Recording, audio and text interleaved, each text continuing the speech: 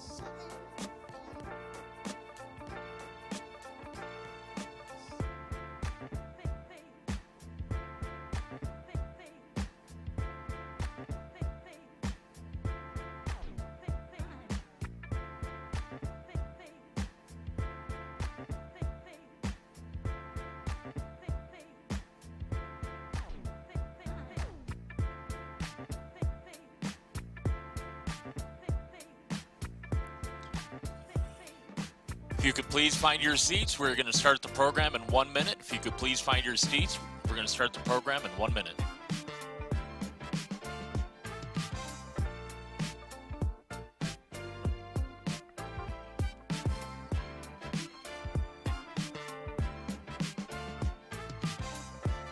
It's so hard. It's so hard. It's so hard. It's so hard. It hurts so bad when hearts are parted. Oh, heaven knows. Oh, no. Oh, heaven knows. Oh, no.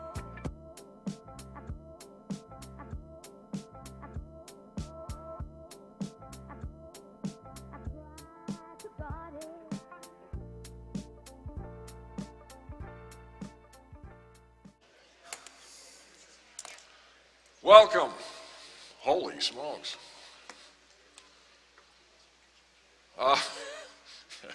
They're going to turn that down a little bit because I don't, that sounds too authoritative. That sounds like something borderline spiritual, and God knows I don't fit that.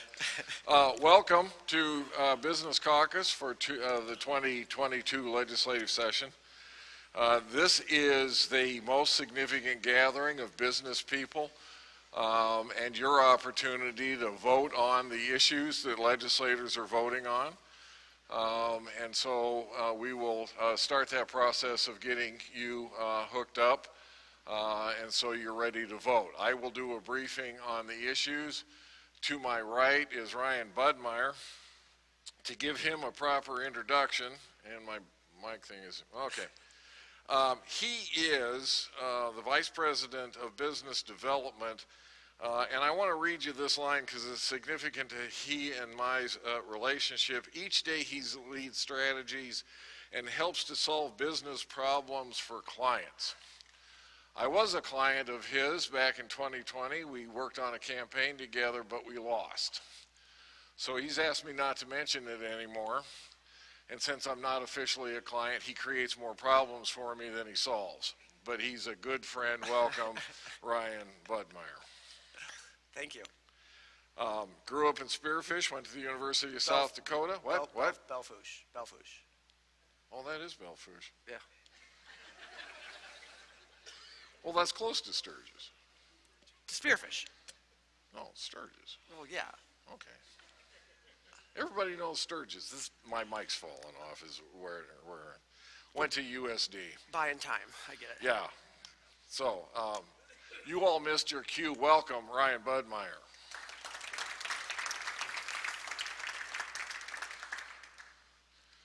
So here's our friendship. He did the slides. I sent him the material, and the first thing that comes up is David Owen first developed PowerPoint. Mary Ann, who is over there running things, they tried to make it better, but I'm stuck in the 90s, and they apologize. And so that's my relationship with Ryan Budmeyer. The transitions didn't make the final cut, but there is some clip art that he was able to get in the presentation. I keep hoping computers are a fad, that they're going to go away. I still have. Anybody, raise your hand if you know what carbon paper is. I didn't think so.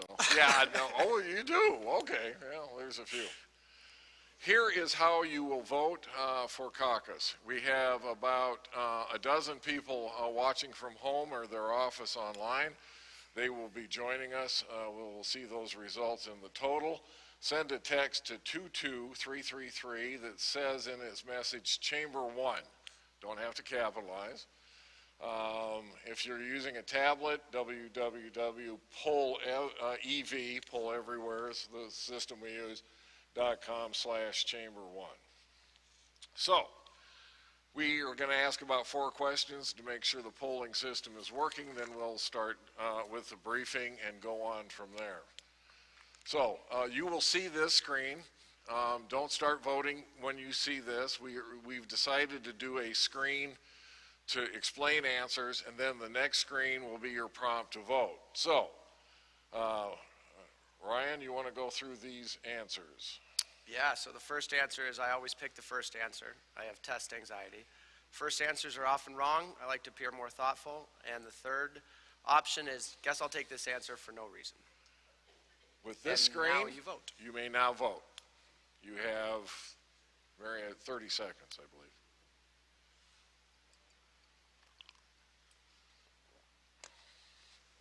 And it sounds like it looks like they have some voting instructions at the table if they miss the first slide, second slide, or if somebody comes in, you want to hand them that piece of paper. And I think we've done a Mary Ann did it, so it's done right. It's the same instructions that were on the screen. We have about 12 more seconds. I don't know if you can see those answers. Yeah. Okay.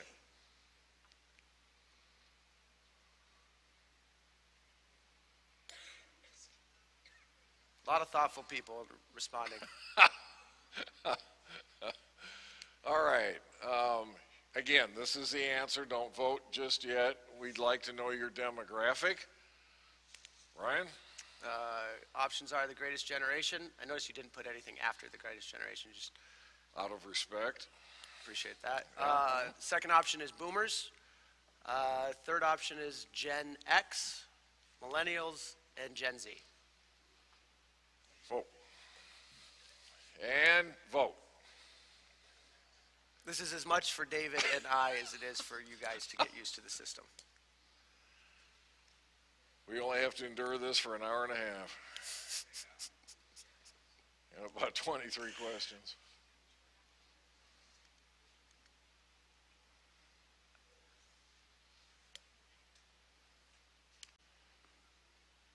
I'm married to one of those Gen Xers who gets crabby about millennials crowding everybody out, so there's some relief that the numbers are turning out the way that they are.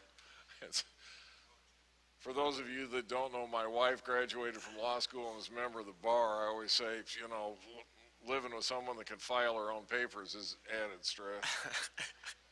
You want to look at the results.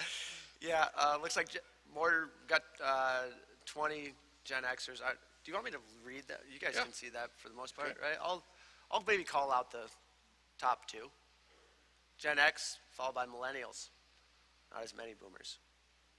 We've had one greatest generation folk here, so I'm not going to ask you to stand up, but thank you for being here, and if it's somebody lying, you got away with it. This is always interesting to see the breakdown, male and female, and of course in this day and age, we have to do the don't identify gender, so here you can vote.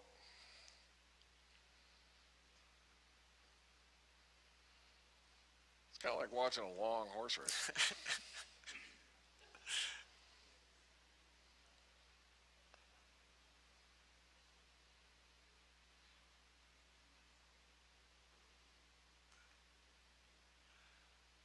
Well, we've had more responses each question, the total amount, so that's great.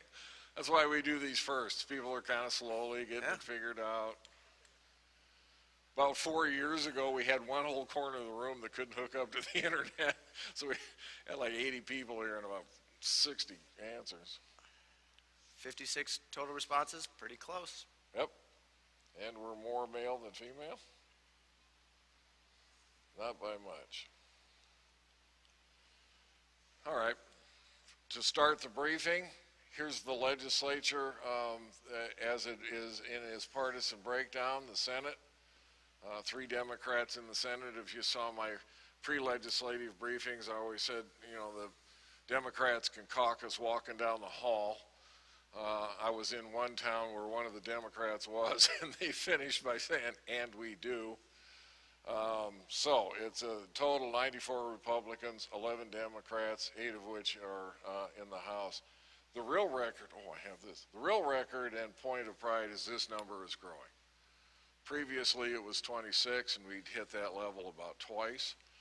Now we have 30 women in the legislature and you can see the breakdown there. And since I'm confessing and won't be allowed to do this, yes, that is clip art.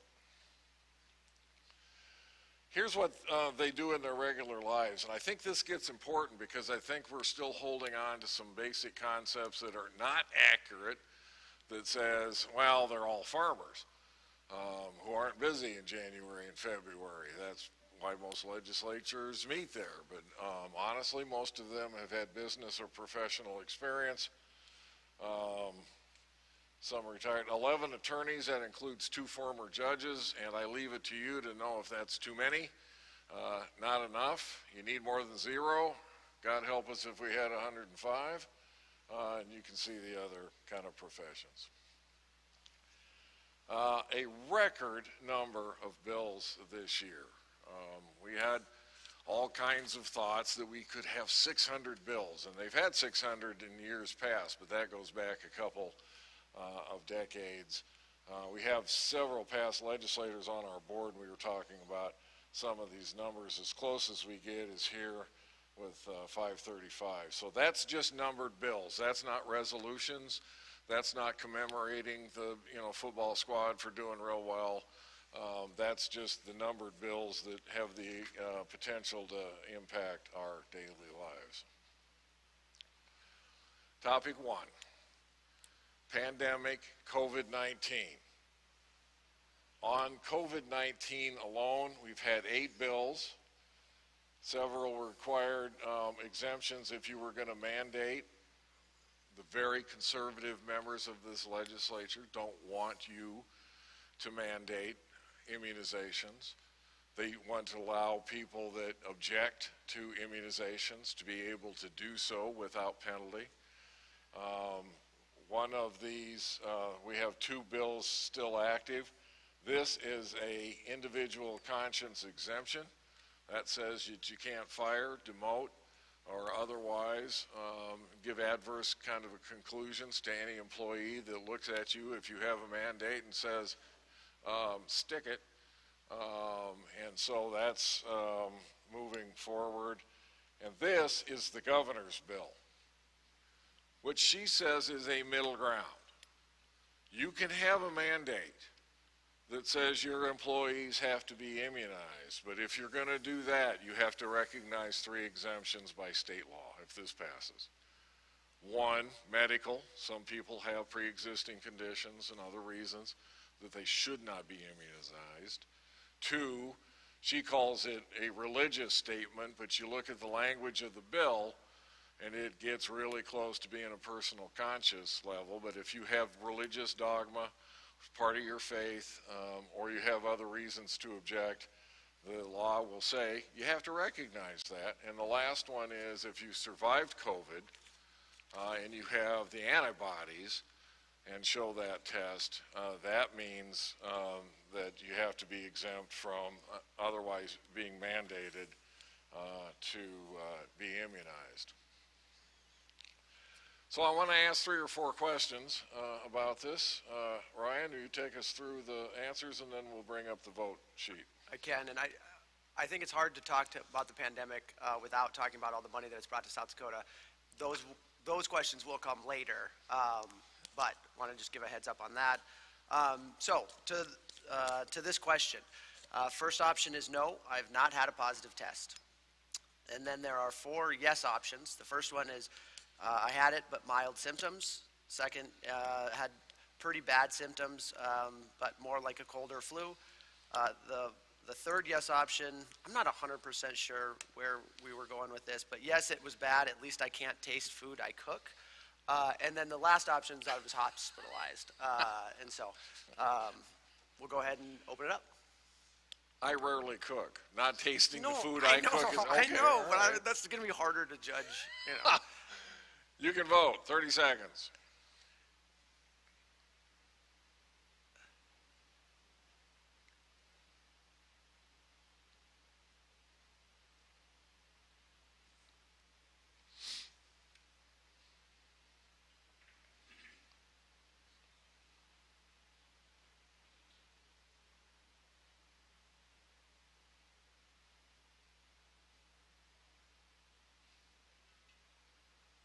And our results are final. Wow. An overwhelming majority of people have not tested positive for COVID. That's good. Yeah, it's great. You can all stay. We're going to go to we got about 4 questions in a row. So, next question. Have you been immunized for COVID-19? First option is no, and I will not get immunized. 2 is I have not, but I plan to. Third option is I had 1 shot. The next option is I've had both shots. And the third yes option is I've had both shots and the booster. And here's your vote sheet. We do have GIS on all of your phones. This is not Facebook. You're fine. If you get a tap on your shoulder here, you've answered this wrong, and you're about to be participating remote from your room. 6-5. Okay. Looks like 48 have either, well, what is that? 49 have either had all shots and booster by majority. A couple have had the first shot, and then 10 are not going to. I think we can assume that 2 that only got the first shot had a bad reaction. Yeah. Couldn't move your arm for a week. All right, next. This one's more for your company, your organization. Do you require vaccine mandates, or do you require vaccines? So, first option is we require our employees to be vaccinated. Second option is we require being vaccinated or testing regularly. And the third option is we have no mandate for either testing. There's your vote sheet. Voting is open.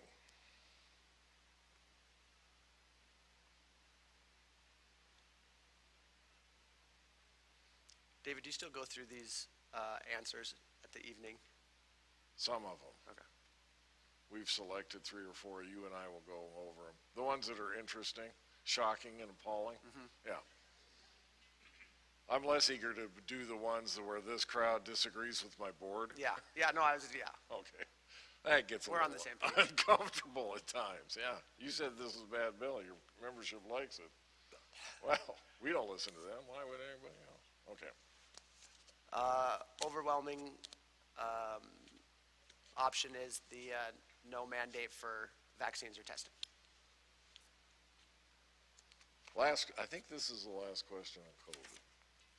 This is the last one. Yep.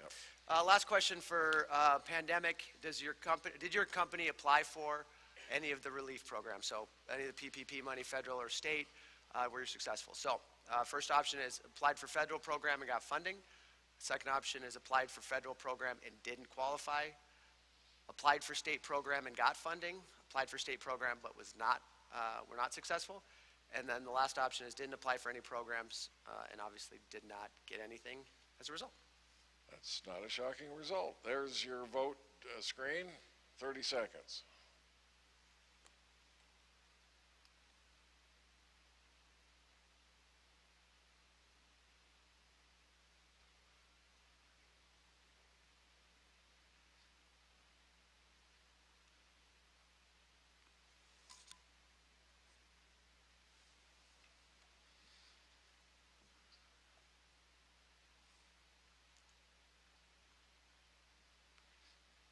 I think that's final.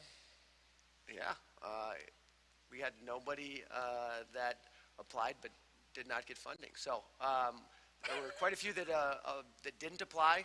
It looks like the federal program was sort of the next federal funding and applied for and received was pretty close to did not apply, and then it looks like a smaller amount applied for state program funding and received it. Very good. Any other reaction to COVID, and this would be a bad time to go into a coughing fit. Any comments, reactions to either how we voted or the whole issue of mandates and COVID-19? I suppose I could have put one in that says, are you just sick of COVID? We'd have been near unanimous on that. Well, let's talk about medical marijuana. To look ahead for all of you, I don't have any suggestions about where you get it or how you get a card. We don't have a doctor in the room, although there are some hospital administrators in here. So I'm not sure they can give you a card. So if you came here hopeful that you might walk out more relaxed and happier, the reception starts at 5. There was a summer study, large committee. They broke into 2 groups. One looked at medical marijuana.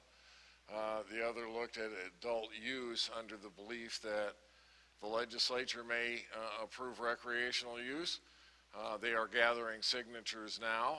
It may be on the ballot in November because of a court ruling. They've been given till May 3rd to gather signatures, and that is a proposal for an initiative only, not a constitutional amendment.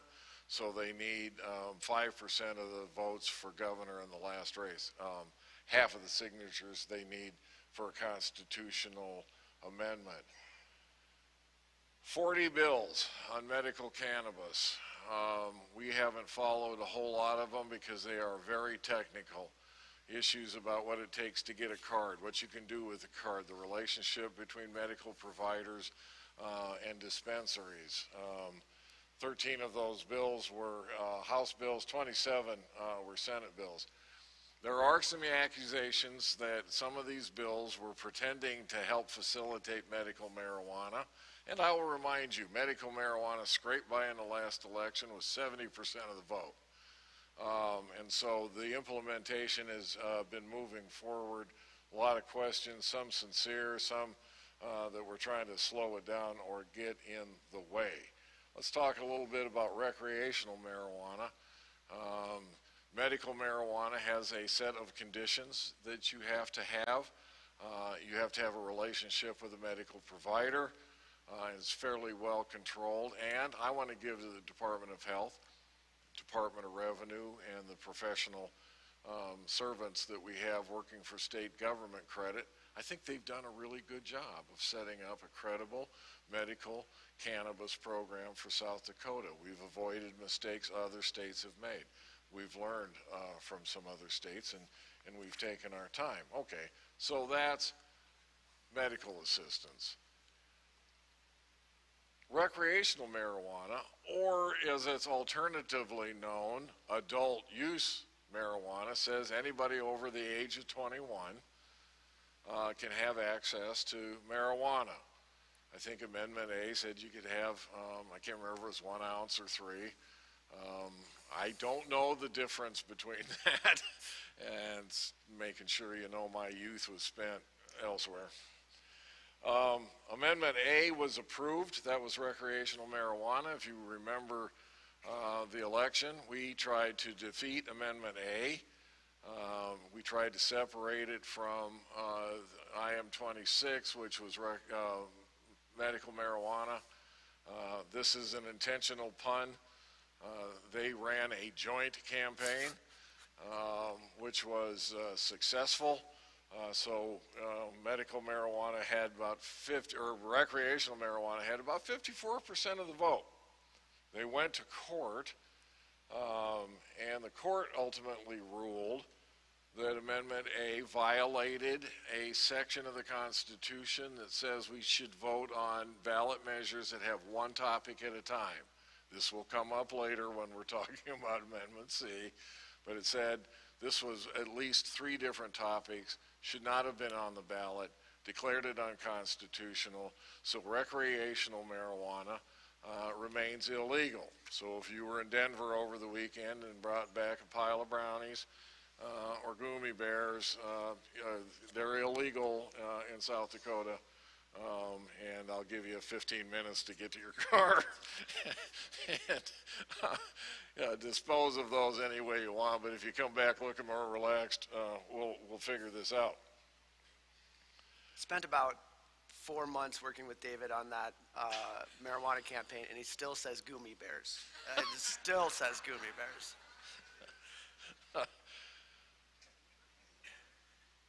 They did a mailer to women of a childbearing age that were Republicans that was a gummy bear, so we were all fascinated by that. As I mentioned, recreational marijuana is gathering signatures and has until May 3rd to turn those in. Senate Bill 150 is moving through as anticipation. If the voters this November would approve recreational marijuana, it sets some conditions for how it would be dispensed.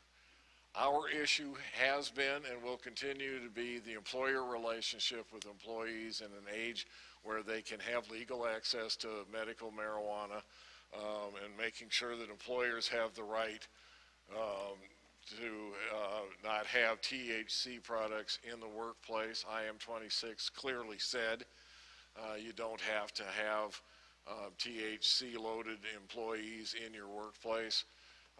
we can still refuse to hire and terminate. This gets to be an interesting fight. 2 states have declared that have legalized recreational and medicinal marijuana. They have passed restrictions that said you can't refuse to hire someone because they've failed a THC test. You can terminate once they're there, but you can't refuse to hire them. You know, how do we deal with employees that have medical cards? And this has been our warning since the days that we worked on the campaign trying to defeat recreational marijuana. THC is an interesting thing to measure, but it measures use. It doesn't measure impairment. So you can go to Denver and not buy gummy bears, but, you know, do the brownie thing. And by the way, I've heard from a number of people that ate half the brownie and waited around for about 10 minutes and decided it wasn't working. So they ate the other half of the brownie. Then they were in real trouble. About 40 minutes later, spent 2 hours in the kitchen eating everything in sight.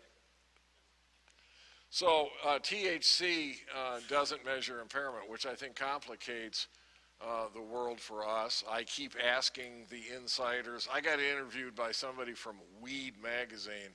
There's a fun hour. And I didn't get a subscription out of the deal, which kind of bummed me out.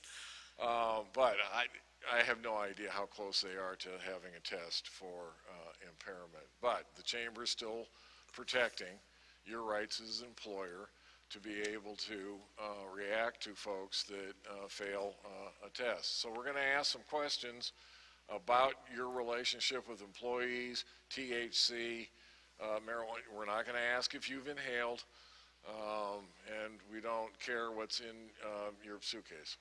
First question. First question, what's your company's policy regarding employees failing a test for the first time, or a test for THC? Answer options are: we issue a warning for the first offense, we'll terminate for a subsequent one. We offer assistance for rehabilitation for the first offense, we'll terminate after that. Our drug tests don't test for THC. And the last option is we don't do any drug testing, but we watch people closely. Those are the options. Here's your vote screen. 30 seconds.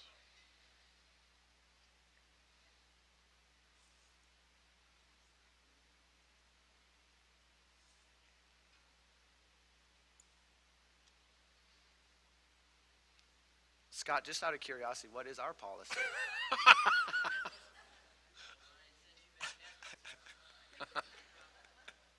I'm still here. What you don't know is Scott put in a smart toilet in the office.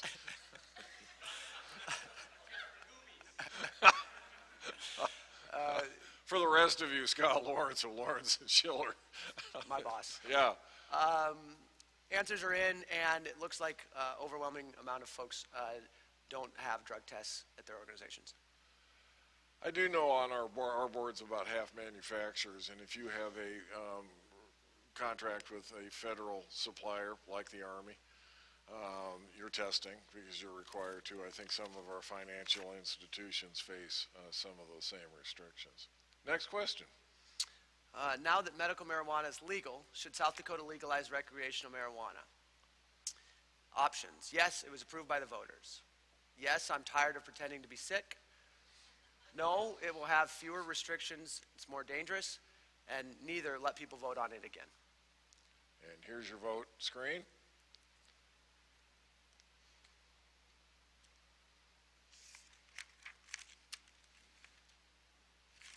I've only been a voter on these things twice, and my phone kept warning me I was going to get charged for answering. I might be holding a few people back.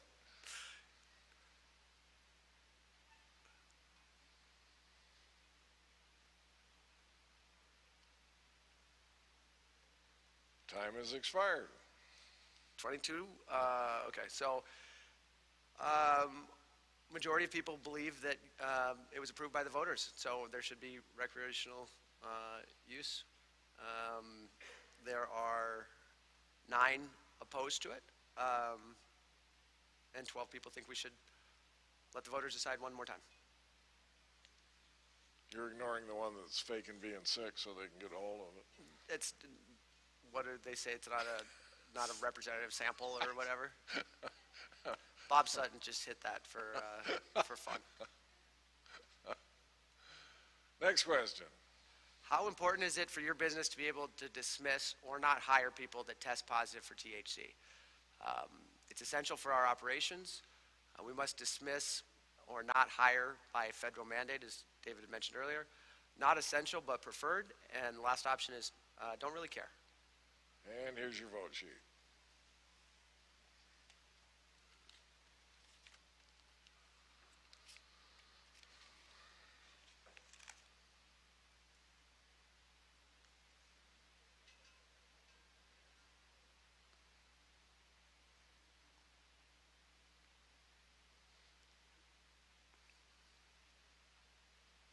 I'm going to work for this crowd.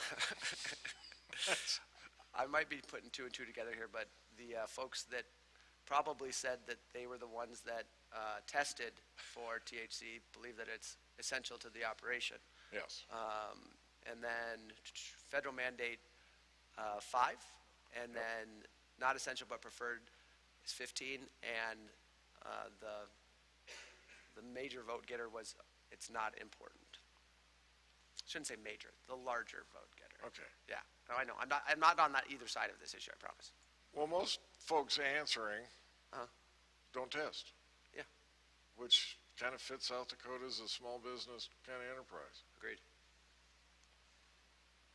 which makes this state a free-for-all. Agreed. Okay. We move on to the next topic, which is workforce housing. As far as I know, the ability and availability of housing is an issue in about every city in South Dakota. Clearly, at least 100 of the 305 towns. I can't speak for TDOT, which is not a growth city, which is not in Montana. Or it's not in South Dakota, it's in Montana. I always pick on TDOT because whenever I make fun of any town in South Dakota, I don't care how big the audience is, somebody comes up to me afterwards and says that they're ticked because I picked on their hometown. Nobody was ever born in TDOT, Montana, and so I don't have to worry about this. So the first thing to distinguish is when we talk about workforce housing, that's a different conversation than affordable housing. We have Section 8 and we have a number of federal programs that are designed to help lower income people find and secure housing for themselves through rent subsidies, through price supports, and the South Dakota Department Division of Housing has a program that's worked on that for many, many years, well-run program. They've talked to our board of directors, and so we're not, I introduced that because we're not going to talk about it. What is of interest to the economic development folks is workforce for higher income folks that are working. So why is the housing market the way it is? Now this comes up on the next screen, but let me give a preliminary. The assessment that the housing market is broken, I don't think is accurate. I think the housing market is raging on like crazy. Homes are selling. But the price is above what some of our workers can afford. Why? Well, one, we have huge demand. Interest rates at 0.5, 1, 1.5, 2%. Help, allow people to bid up the price of housing. Second, over the years, we've added more and more regulations to housing developments. We require paved streets, curb and gutter, sidewalks. Our building codes have become more sophisticated. Ground fault switches in any place that's close to a sink so that it can pop off at an inconvenient time and you think something's wrong with your whole house and you figure out it's just 4 outlets. But we've had development fees. Sioux Falls charges multiple thousands of dollars per acre, which is okay if you're doing a development that will have many things on many acres, but when you're proposing one function that takes up 5 acres and the fees are, $5,000 an acre, you're in pretty deep before you've even done anything. Infrastructure costs have gone up, water, sewer. I always talk about Grandpa. Now, this goes back a ways, but my mom grew up in DeWitt, Nebraska. Actually, she grew up 3 miles outside DeWitt on the farm. Now, before you make fun of DeWitt, that's where vice grips were made for many, many years. So in our family, at Christmas time, everybody got vice grips. Grandpa moved into town, right on the edge of town. Gravel road, no sidewalk, no curb and gutter, house. That would be more affordable. And of course, as we've all learned, material costs have gone up significantly. Well, here's the solutions that we're talking about at the legislature. Grants for infrastructure will be available through GOED. We'll give more details on that. Revolving loans, $100 million each, will be going through South Dakota Housing. There's bills there to reduce building code requirements. We can expand the use of tax increment finance districts. Now, I can give about a 40-minute lecture on tax increment finance districts, but I've learned when I do that, you will all be in the bar. Tax increment finance districts hold down the cost of, allow the revenue from taxes to be used for some of that infrastructure. So you don't have to have the city build it, and you can do an advance on your taxes.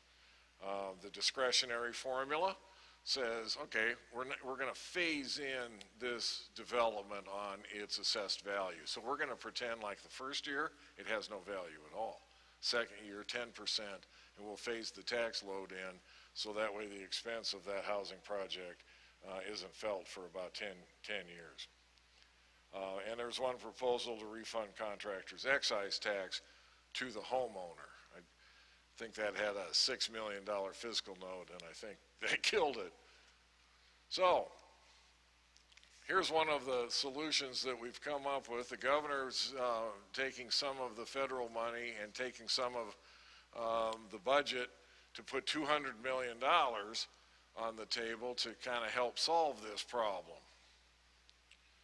She wanted all $200 million to go through the Governor's Office of Economic Development. There was a lot of resistance to that because that program is infrastructure only, and what she wanted to do was get $600 million out of leverage by having projects get 1/3 from the state, 1/3 from the city funds, which could be TIF funds, could be trust funds, and 1/3 from the developer. She wanted to impact $600 million.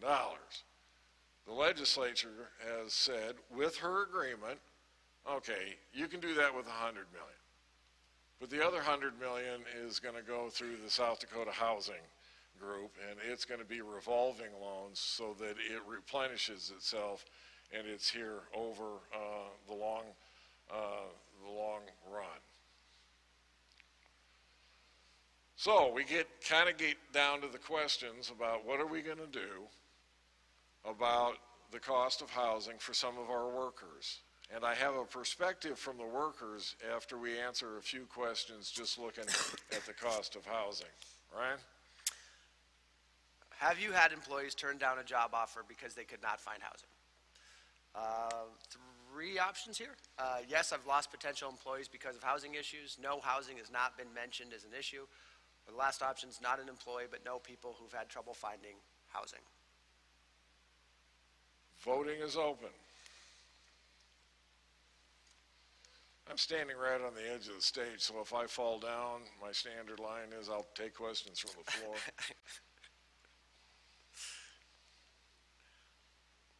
I'll take over. And it will be a better program for Run the it. show.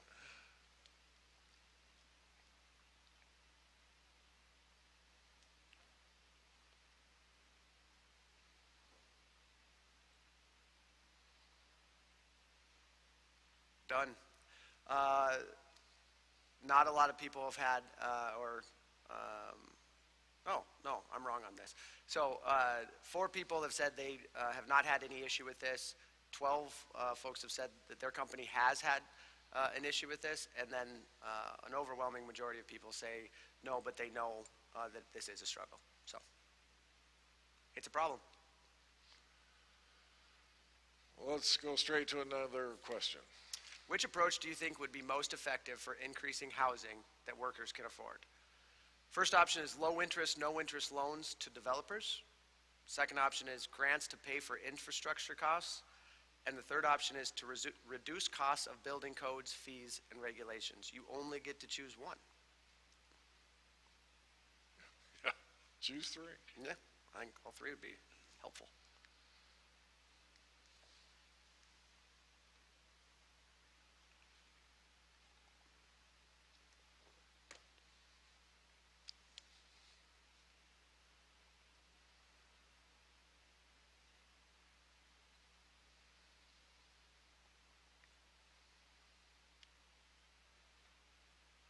Well, that fits. Yeah. It looks like 30 believe that grants to pay for infrastructure costs are the way to do it, followed by lower no-interest loans to developers, and then last option, reduce costs of building codes, fees, and regulations. There are 9. So, Speaking of infrastructure, if this is your first trip to Pierre and you have tasted the water and you want to know what's wrong, the project across the street is being built at considerable expense to solve that problem. We lived here for 4 years, and you'll notice a lot of black sidewalks in town. That's the problem.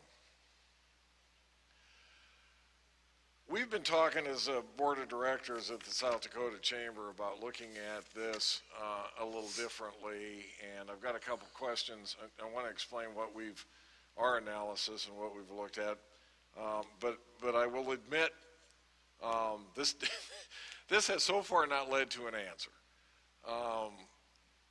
But I think we're on the right track, and I have completely failed to find a solution to put in front of the legislature, as you'll hear in a minute, because I think the ultimate answer is probably beyond us in South Dakota. But here's the question. So we've got this housing problem. How much do you have to make to buy a house that a developer can bring onto the market in most towns in South Dakota? So if you ask most towns the price of bringing a house onto the market by the time you've paid for the lot, done all the infrastructure, got it ready, actually build it, which is essential, is probably someplace around 250,000. Folks in Sioux Falls tell me that's closer to 280 to 310. You get different answers. And by the way, a physical note for the idea of refunding contractors' excise tax actually had the median price for a home in Rapid City as being about $10,000, $12,000 more than Sioux Falls, which was kind of interesting. So if it's 250 and we've got a very frugal family that has the 20% down, or they have rich parents, or they've sold the farm, so we're going to have a $200,000 mortgage. By the time you do an estimate on interest, taxes, that's about $1,500 a month. If we want to keep that to 30% of their income, which is recommended, that and utilities, we're needing about $60,000 a year. That works out to $28.84 an hour. I am ignoring the fact that you're going to lose a portion of that to a thing called the IRS. So it's kind of bad math, but keep in mind, I use clip art. So the question is, well, how many $30 an hour jobs do we have? How many jobs pay $60,000 or more? And I think the answer is a lot, especially salaried positions. Somebody's buying these houses. I think the problem is, in the areas that we have worker shortages, those aren't $30 an hour jobs. They're really good jobs that pay $15, $16, $17 an hour. So that's not $60,000. But if both people that are adults in a traditional household are there making 15, 16, $18 an hour, they have enough money to be able to afford the house, unless a significant portion of one of those paychecks is being used. I used to say being lost too. That's a sure sign that my youngest child is 16. Is being used for daycare or early childhood education. So I circle around and I get back to this question. If we're willing to spend $200 million on a one-time deal to put infrastructure in the ground to make some housing more affordable and affect a smaller portion of housing by subsidizing the supply, does it make sense to think about spending public money to help families with daycare issues or early childhood education so that they can keep that money and afford the house? And we can, and here's the tough word for a Chamber of Commerce guy, and the reason that Ryan's going to be running the state chamber next year and not me, if we can socialize some of those costs. Because we've decided from kindergarten to 12 that we ask everybody to pay that bill. You don't have to just pay that bill if you have a kid, because we all benefit by that education. So everybody chips in. Should we look at a paradigm that says on a needs basis, on some basis, maybe it's a shared cost for early childhood education, vacuum up the 4-year-olds, or in a broader sense, kind of daycare? Now, as a traditional chamber exec, as I made reference to, that ought to get you in trouble, which explains the lack of a bill for this year, because honestly, this is a $30 million answer, and that's my best guess, and that probably needs a change in taxes. But I am looking at it from a strict Chamber of Commerce sense that I want to know, if we are willing to pay that, how many people do we bring into the workforce? If we pay that as a social cost, do we bring 7,000 people into the workforce? That might be worth it. If we're only going to bring 1,000 people into the workforce, hell, that ain't worth it. So this is the space that we are sitting kind of uncomfortably in, or my board is allowing me to sit in, because I think it's the question that we're going to ask over the next 4 or 5 years. But you get to answer it right now. Ryan? Here's your chance to confirm whether David is right or wrong. Do you think that public funds should be used to help provide early childhood education or daycare? First option is absolutely not. It'll take too much money or result in a tax increase. Second option is maybe if it doesn't increase taxes. Third option is yes, early school for 4-year-olds. Yes, income-based assistance / partial help. Or the final option is yes, we need the workers, well worth the costs. Curious on your guys' thoughts. Voting is open.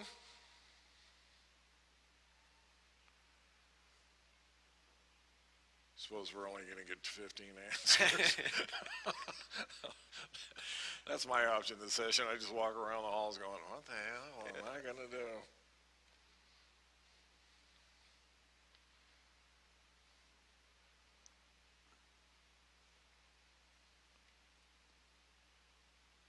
Got 10 seconds left to answer the question if you haven't. You can change your answer, but it takes more than 10 seconds. So you're stuck. Not exactly the time to bring that up. Yeah, well, okay, I don't want people to change. All right, answers are in. It appears that yes, support income-based / partial assistance is the winner, followed by yes, need workers, well worth the cost. Next is maybe if it doesn't increase taxes, and then there are 3 folks that believe that it's too much money and it's going to result in a tax increase, or could result in a tax increase. The idea of vacuuming up 4-year-olds and putting them in school has zero support, I noticed. Maybe it has to do with the way the question was The presented. vacuum part of that. I Yeah, think, is what that's, throws people you know, off. you learn. Yeah, Kind next of year. being up here. Some of you know research far better than I, and the longer I've talked to legislators, the more I have contemplated, ruminated on this issue. I think the first step, and there's some data out there, but I think the first step is trying to answer that question. Well, how many people are ducking the workforce because it's cheaper to stay home with the kids? And I'm not sure how to do that research at this point, but I think that's where we go next. Okay. And it's the basis for this question. Does your answer change if more workers can enter the workforce? So if we know for sure. So I would put public funds into childcare if a significant number, let's call it 5,000 plus, of new workers would be available. Next option is it wouldn't matter how many workers would be available, it's still not a good use of public funds.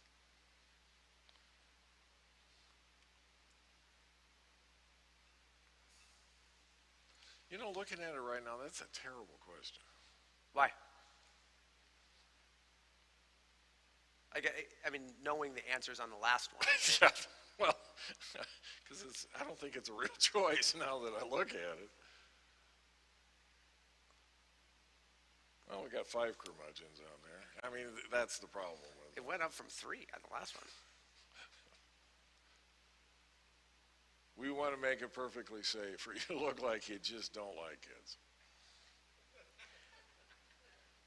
Other side of that would be that the public funds shouldn't be used for that. But yes, Well, I okay, understand what yeah, you're saying. I get it. 42 people, 42 respondents believe that it would be worth it if 5,000 plus new workers became available, and 7 just don't believe that it's a good use of public funds, no matter the increase in workers. We should shift these questions to an AARP convention, see what we come up with there. Any comments? I keep meaning to stop for comments along the way. We do have access to microphones. If you want to ask a question, make a speech. I've got one eye on time, and we've got time before I go into Medicaid expansion. The questions, the topics get easier and easier all the time. Let's talk about Medicaid expansion, because this is on the ballot in November, and there was a bill here that would have had the legislature expand Medicaid before the vote in November on Medicaid expansion. I'm going to try to describe Medicaid to you. I will get some of these details wrong, but the basic trends I have correctly. It's important for me to note, because I'm looking at more than half of my board out here. The South Dakota Chamber of Commerce and Industry Board has not decided how we're going to react to Amendment D. As you will learn as we go along, we have some strong feelings about Amendment C. That's a different issue. Set that off to the side. Part of our history, Governor Dugard had a proposal to expand Medicaid that was more interwoven with Indian health than the proposal that's on the ballot, and we did endorse that. But we haven't looked at the Medicaid expansion. I want to talk about the Medicaid expansion issue because it's important to see where this group is. Okay, what's Medicaid? It's not Medicare, which I'm signing up for soon. Medicare is for old people that use clip art. Medicaid is for low-income people. It's federally paid for and state government paid for health insurance. It's a public insurance program. The costs are split with states. So states that sign up for Medicaid can decide who is eligible to get the insurance, and they're going to split the cost on a thing that's known as the FMAP. Yeah, I didn't have the guts to write that down. And South Dakota's FMAP is about a 50-50 split. So someone in low income that qualifies goes to a hospital, they get treated, the hospital gets the check, the person doesn't get the check, and that's Medicaid. In South Dakota, we have offer Medicaid in a program called CHIPS for health care for infants and children and adults related to children. And I honestly can't remember if that's both or just moms. Suffice it to say, you got to be related to a child or a disabled adult. We do not let able-bodied people, and that's a weird phrase, because some of the folks that we deny coverage to aren't able-bodied. But we don't let grown-ups that aren't related to kids in the family onto Medicaid. So what's Medicaid expansion? During the Obama administration, at first they tried to require, court said they couldn't do that, so now they have tried to encourage states to expand Medicaid. I mentioned grown-ups without kids. They want them to be covered because they are part of the uninsured. The angle for the business community is when they're loaded in an ambulance and they end up in the hospital and they can't pay for that, some of those costs are driving up your insurance rates. So encouraging Medicaid expansion starts with, we'll take all the adults, everybody, women with kids, up to 138% of poverty. So we're not stopping at poverty. We're going to 138%. You'll hear some people say it's 133, but there's some magic going on with the other hand. And the end result is it's more like 138% of poverty will now qualify for that government program. As an incentive, they originally said the federal government will pay for all of the cost for the expanded population. Keep in mind the population that South Dakota regularly serves, we're still paying half. But if you've expanded it so those people can get health care, the federal government will pick up all of it. And after that, they'll split it, 90-10. Pandemic shows up, they offer some additional incentives that actually will let South Dakota receive more money than they will pay for expanded Medicaid.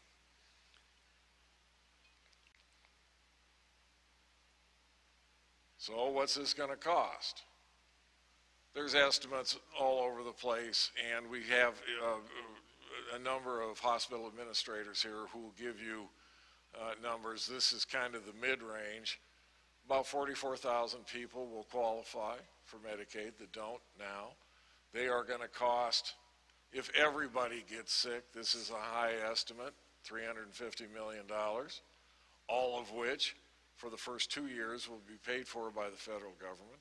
That's $350 million to this economy that's currently being taken out of use. Tell them I'm busy. So the federal government's going to cost all the savings, pay for all of the costs, plus there'll be an overpayment, about $60 million a year for the first 2 years, and that's $120 million. After the first 2 years, South Dakota's got to pay the 10%. So we're in for 25 or 30 million on top of the 50% that we're paying otherwise. Oops. Let me go back. The people that don't like this program make a couple of arguments I want to be sure to review for you, because you may be sympathetic and agree, and we're going to ask some questions and I want you to have the information. One, they don't trust the federal government and the 90-10 ratio. They are absolutely convinced that that 90-10 is going to melt to 50-50, and that 20, 25, 30 million a year is going to go up to 55, 60. So they don't trust the federal government. The other hand, they see a bunch of adults that should be working, getting insurance through their work, and we shouldn't cover, again I use the phrase, able-bodied adults through a government program that ends up kind of costing us money. There is a debate about how able-bodied some of those adults are. Okay, I think that's most of the explanation. Plus, it's $350 million the federal government shouldn't have to begin with, and so those are the folks that would send back the $1 billion we have now, but we talk about that later. Questions before we go to the ones that you're going to answer on screen? I would ask if you understand that, but if you nodded your head yes, I would suspect that you're lying. But if you are comfortable that you have enough of a basis, we'll go on to the questions. But I want to pause for a moment. This is an important issue. Okay, let's go to some questions about Medicaid. Okay, we don't have that screen, so pretty easy question. If the election were today, would you vote to support Medicaid expansion or vote against Medicaid expansion? There's really only 12 seconds left. As explained by the current president of the South Dakota Chamber. As explained by David Owen. Very well done, though. Who uses clipboard? 38 respondents would support, 17 would not support. David asked me if I could do percentages quickly in my head, and I said I could before this, but you've noticed I have not used percentages once in this presentation thus far. But there are overwhelming support for Medicaid expansion. Well, he's doing the numbers because I can't add a golf score, so. And I told him that was because he's a really, really bad golfer. Next question. Which of the following statements best reflects your thoughts on Medicaid expansion? 3 options. I support the expansion and putting it in the Constitution. I support the expansion, but not putting it in the Constitution. The legislature should expand Medicaid. And the third option is I oppose. We should not expand Medicaid at all. I left this out. This is why we're doing an explanation screen. Amendment D will put Medicaid expansion in the Constitution. You will notice a trend. There were 13 initiatives filed last year at the Secretary of State. 9 of them were constitutional amendments. Why?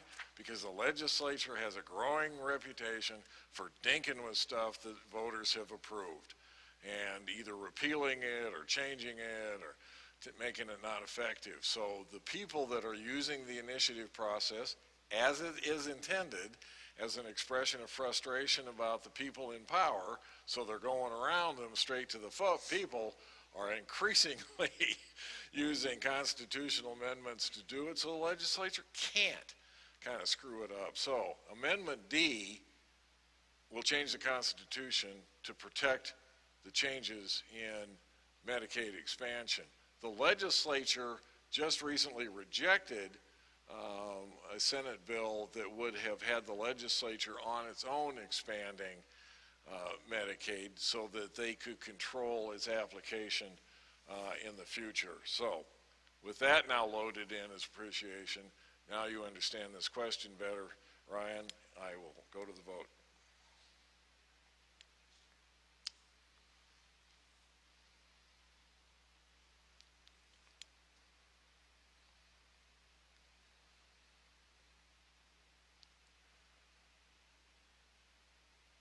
I noticed a lot of the hospital administrators brought a lot of staff. You said it. The board doesn't meet till tomorrow morning. I'll come up with some way to explain it later. Voting is closed by a pretty close margin. People support expansion in the Constitution, followed by supporting expansion but prefer it not be in the Constitution, the legislature do it, and then there are 12 that are opposed to expansion. We've been talking about Amendment C, and we have a few questions, but I need to explain Amendment C in two reasons, in 2 aspects. One, what's it do? 2, it's interesting because of how they've gone about putting this on the ballot, and I will explain that in a minute, but it's on the ballot in June as a preemptive strike on Medicaid expansion, the topic that we've just been discussing. So let's look at Amendment C. This was placed on the June ballot by the legislature. House Joint Resolution 5003. In South Dakota, we only change our Constitution with a vote of the people. There's a number of ways those questions can get on the ballot. One is by signature. Anybody can propose a constitutional amendment. You just have to gather enough signatures. That's 10% of the folks that voted for governor in the previous race. Of late, that has cost about $800,000 if you're going to hire people to get signatures. If you're going to try to do it as a volunteer, you're going to need about 20,000 friends who will spend all of their weekends in front of the post office and other facilities so that people will sign just to get their mail. But here's what Amendment C does. It actually involves two different ideas. One, it says that any ballot measure that gets on the ballot in any way, constitutional amendment, regular initiative, if it increases fees or taxes, it needs to pass by 60%. It is noteworthy that bond issues that schools want to issue or the counties want to issue also require a 60% vote. It is also noteworthy that as of about 20 plus years ago, the legislature must pay, you get a 2/3 vote, which is 67%, but it's a deliberative body. And that applies to city councils, county commissions. 2/3 vote to increase taxes and fees. We are a tax crabby state. And so we have had a practice. So Amendment C will say, well, if it's a tax increase that's on the ballot, needs 60%. It also says, well, if a ballot measure brings about a program that will spend more than $10 million in any of its first 5 years, that's not a total expenditure for 5 years. That's $10 million in any of the first 5 years, and the $10 million is tied to inflation. But if it spends that much money, that also needs a 60% vote. So I've made reference to how it was placed on the primary and why it was placed. So these are the two things that it does. So, and just to, the legislature voted on this last year. Right. And we are voting on it on June 7th. It's been placed on the June primary. Unless the legislature changes it, which they're not going to do, or, let's see, again,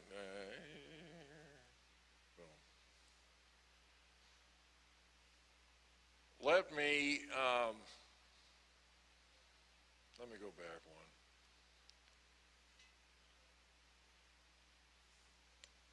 There has been a lawsuit filed against Amendment C. One of the plaintiffs is David Owen, acting as an individual with the awareness of the board. The other one is Jim, Deborah? Hey, not Haugard. Holbeck, thank you. Who's a former superintendent down in Harrisburg. We have been asked by a group to be the voters that filed this lawsuit. The lawsuit objects to Amendment C because it has two topics. You remember Amendment A, the hopeful that we're going to get pot any place they wanted and can't now? That was rejected for the same reason. So we have stood up and said, we think that's unconstitutional. That is on a whole separate track, and that is the reason that some of these questions have been divided up the way they are. I want to discuss one other thing so that you see it. Here's why they put it on the primary, and they admit this. I'm not telling anything out of school. They've been bragging about this for months. Here's your primary turnout. 28% in 2020, 18, 27, 22%. Primaries are party specific. Democrats can't find people to run, period, much less get two of them in the same race. So 75% of the voters that vote in primaries in South Dakota with this low voter turnout, by the way, here's the voter turnout in a general election, non-presidential year.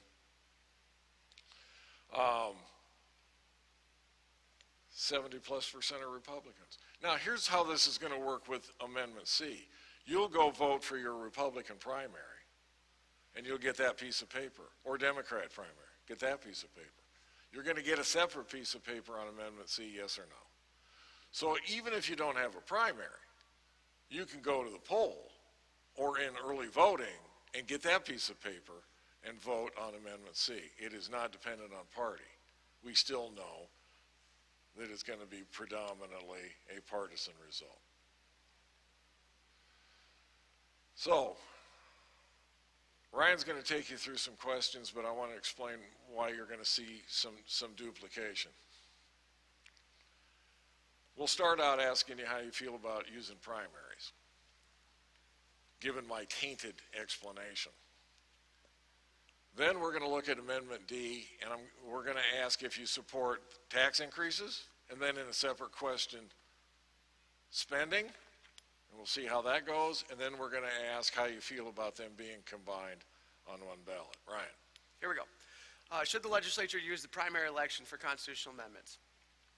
First option is I support using primaries. It's an election open to every voter. The last option is oppose using primaries. They have a low turnout and it's too partisan. Here's your vote.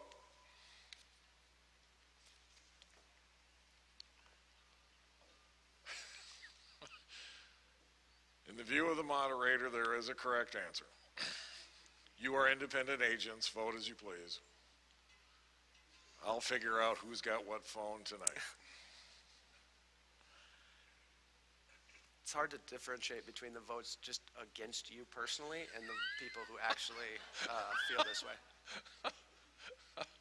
I lied. It's not that hard. I was going to say, I got 3 other members of my family. They can help you with that. 37 respondents oppose the primary option, and 12 are in favor of it. Don't be surprised if that comes up tonight when the legislators are here. All right. Next question. If a ballot measure increases taxes or fees, what level of voter approval should be required? So if there's something on the ballot that is going to increase taxes or fees, should it be a simple majority, 50% plus 1? Should it require more than half but not too high, let's call it 55%? Or should it require a supermajority of 60% after all taxes are paid by everyone? I've helped manage 9 ballot measure campaigns since I returned to South Dakota, and I always tell the committees, look, we need 50% plus my mom. I'll get mom, you get the 50%. Here's the vote. And this is for the tax question only, not the other side. I mentioned that my boss was here, but my mom is also here, David. Oh, really? Yeah, in the room. My mom and my boss. Does mom want to? I don't think she'd like to claim me. No, she's being outed. Yeah. By Secretary Holtman. Yeah. Welcome, Mom. I like your son, especially when we're in public. And I buy breakfast. Answers are in. 60% is the lead. 60% or 23 people, 23 respondents believe that 60% is the answer, followed by 21 respondents who think a simple majority, and there are 6 respondents in the middle who think 55 sounds pretty good. So more than a majority takes the issue. I mean, Yeah. okay. Yeah. Now the other half. A ballot measure allocates more. If a ballot measure allocates more than 10 million, what level of voter approval should be required? So this is the other question in C about programs spending money.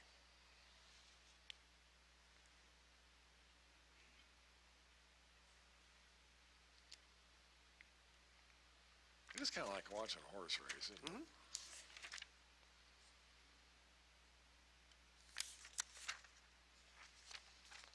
My horses always get loaded to the paddock facing the wrong way.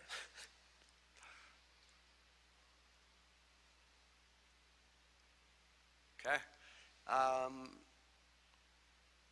Still a majority believe that it should be more than just 50%.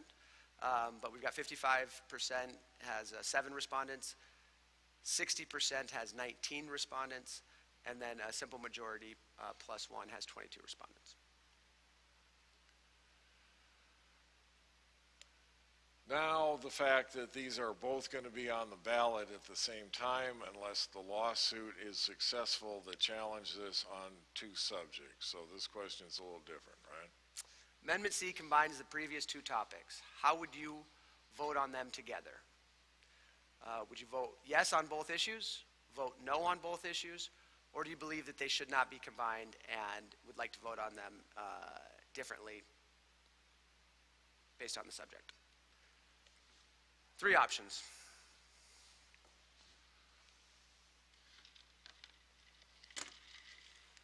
Pure water. I doubt it. It's not yellow enough. I'm kidding.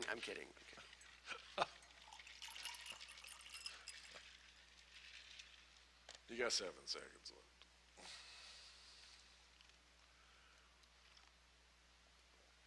Results are in. 26 respondents believe that it should not be combined. 12 respondents would vote no on both issues. That's kind of a jump ball. Yeah, and then 11 would vote yes to both. So, Just majority so of you people can believe feel that they better shouldn't about be yourself, combined. 26 if you got it right. All right. Well, this is a little bit more fun. We can do a couple more lighthearted subjects here. Sports betting. First of all, one of the arguments we make about constitutional amendments is you don't want to put everything in the Constitution because every time you want to change anything, you got to do a vote of everybody, statewide vote. Such is the case with gambling in South Dakota. It is controlled by the Constitution. So if you're going to have gambling, it started out in the city of Deadwood in a casino. Supreme Court said about 5 years ago, Las Vegas used to be the only place you could bet on sports teams legally. That's the important part. So they opened it up to all states. Well, in South Dakota, we couldn't bet on sports until we changed the Constitution, which we did. I think the South Dakota Chamber even endorsed that on the ballot. But it passed. Then we go to the legislature. What are the rules going to be? I think most people, and the governor will disagree, I think most people thought they were going to be able to go down to their local restaurant, bar, or lounge for the fancy crowd and place a bet there. And that money would all go funneled through Deadwood, and that would qualify. Didn't work out that way. The governor and the team said, no, Constitution says inside the city limits, inside a casino. So, legal sports betting since then, for a year, has been constrained to, limited to, inside the city limits of Deadwood, inside a casino. Now, one answer would be to have Deadwood annex the whole damn state, but there's limited enthusiasm for that. There is a proposal working its way through the legislature, Senate Joint Resolution 502, that would put on the ballot in November the question of should we have open access to voting on sports teams. That means using your smartphone, which in my mind changes the definition of smartphone a little bit, but there is, actually Iowa does this. If you haven't been to Sioux Falls lately, we have an Iowa casino 8 miles east of town in Iowa, and they allow betting on phones, and honestly, there is a parking area, I'm told about a quarter mile inside Iowa that has cars in it all the time that are from Sioux Falls that drive over, place bets, go to work. So the question on 502 is, yeah, should we do that? So I'm going to give all three options for the next question. Here you go. The question is, how should people be allowed to place bets on teams in sports? Three options: leave it alone, bet in a casino in Deadwood, in restaurants, bars, and cities throughout the state with funds going through Deadwood, or a more open approach, wide open, computers and phone. David, do you want to bet $5? You want to bet on how this turns out? Yeah, I'd take wide open. Don't let that influence you. Okay, yeah, so everybody, yeah, you can help Ryan because he's got 2 kids. Both homesick today, too. Oh, gee. Yeah. You could have done this remote. Yeah, you won. Did I mention they were both at homesick? Yeah, it's okay. You're sleeping on the couch tonight. Nope. Hotel room. I see. Okay, so for the weekend. Okay, results are in. 12 respondents believe that it should just be kept in Deadwood.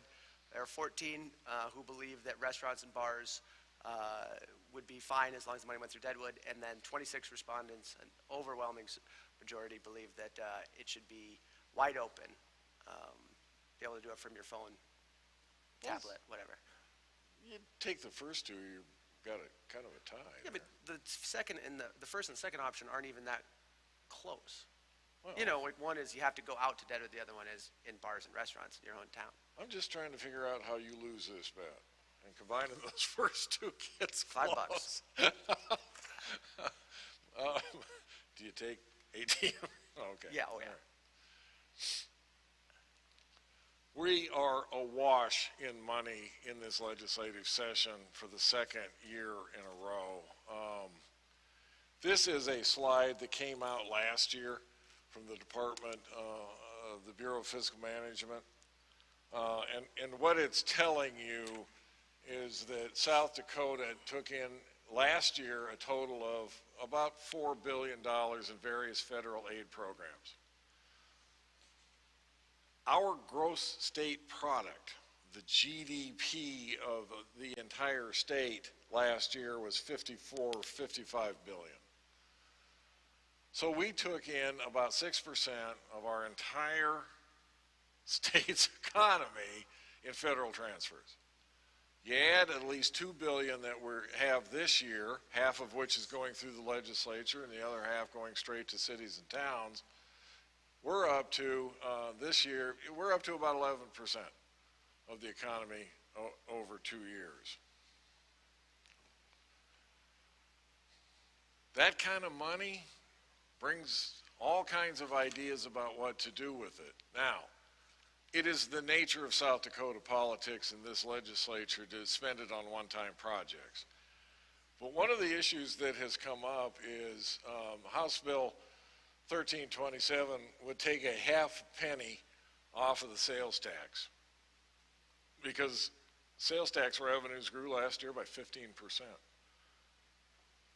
Not only because of the federal money, but because people couldn't or didn't spend a lot of money and then the leash got cut and they started spending. So we have several ideas in the legislature that we thought we would ask you to ring on about what to do with that money. One is reduce the half penny. That'll cost about $140 million. You can take food out of the sales tax, which is a debate we have every year up in the legislature. That estimate has been about $70 million or more, or you could use it for property tax relief. So, this question. What should the legislature do with all of this money? First option, keep it in reserves. Next year may be a drought. Lower the overall rate by half a cent. Remove food from the sales tax altogether. Reduce property taxes. 4 options. Voting opens now. There you go. 30 seconds.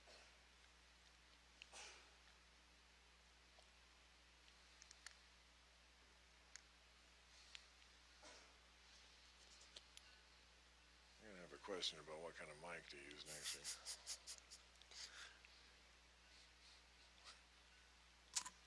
No issues here.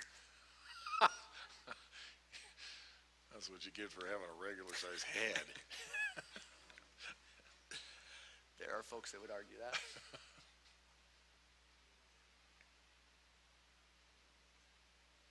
And time's out. Keep it in reserves is the winner, followed by no sales tax on food, followed by reduced property taxes, and then not a ton of support for lowering the tax rate by half a cent. Now, isn't that because of the education bill? Aren't they? when we increased the taxes by 0.5%, there was a thing called the Partridge Amendment that said if we ever were allowed to tax money from the internet, we would use that money in $20 million increments to take that 0.5 increase and make it 0.4, and the next 20 million, 0.3. I am told, the big question is what happened to the Partridge Amendment. A, Partridge himself is now the Commissioner of Public Budgets. B, they have apparently changed the definition of what it means for internet sales, and it just has gone away. But you're 100% right. That's where the idea stems from. You'll hear that conversation a little bit. Yep, you will. We've got about 8 minutes left and about 2 or 3 questions. Electric cars are an interesting issue. First of all, there's about 400 people that own all electric vehicles in the state. Any of them in this room? Oh, good, we can talk about them. In South Dakota law, or as I like to say because I like puns, under current law, electricity has to be sold by a utility. Which means if you're going to charge your electric car, technically, the Public Utilities Commission or the board for a rural electric association controls the price, the delivery, and complicates just plugging in your car. We've been kind of tiptoeing around about this. The electric industry itself brought Senate Bill 80, which says, oh, okay. If you're selling electricity on the last step and you're putting it in the car, you're not a utility, which helps enormously. But the real question about electric cars is they don't pay gas tax. And they're not light. Batteries are heavy. So they're grinding up roads like all of the rest of us. And by the way, my 16-year-old thinks I should buy him a Tesla. You can all, I'll give you the cell number and you can all send him a text saying, no, 16-year-olds do not drive Teslas. So the interesting question is, how do we tax electric vehicles to pay for roads? Again, there's only 400 of them in the state, but next year there's going to be more, and when there's 10,000, hell, we'll never get anything passed. So here's the question. How should electric vehicles be taxed to pay for roads? The current $50 fee on license plates works just fine. Leave them alone, fewer than 400 cars. They should pay a tax applied at the pump like a gas tax. And in the meantime, be left alone. Here's the vote. $50 license plates are great. Don't do anything, there's only 400, or pay more at the electric pump. Not to screw up your answer, but ultimately we're going to figure this out. In hindsight, I drove an V8 when I was 16, and so I was contributing probably more so at that point to the state. Yeah, because in the evening your car was just sitting there idling. Yeah, no. Sorry, Mom. She gone. Okay. Time has expired. 37 respondents think that we need to figure something out at Yep, pay for them. the pump. 2 more questions. This is an election year. John Thune will be running for his 4th 6-year term in the U.S. Senate, and has an announced, has a rumored opponent that hasn't filed any papers, hasn't done anything. There are 2 or 3 rumored opponents, but not. Nobody's actually taken the official step. U.S. House, Dusty Johnson, our current congressman serving his 2nd term, has had announced opponent with Taffy Howard. We're going to vote on this and governor, and then we will be done. If the election were held today, keeping in mind nobody can see how you vote, especially if you get up and walk over there, how would you vote? Sorry, I took your spot. It's fine. Mind if I take yours from now on? There's 4 minutes and 25 seconds left. It's all yours. Where are you going up to? You gonna go lobby too? You'd probably be better. I'm out. Okay, we're done. 42-1. Dusty has ticked off one of you. Well, they do that once in a while, you know, that kind of happens. Here's the governor's race.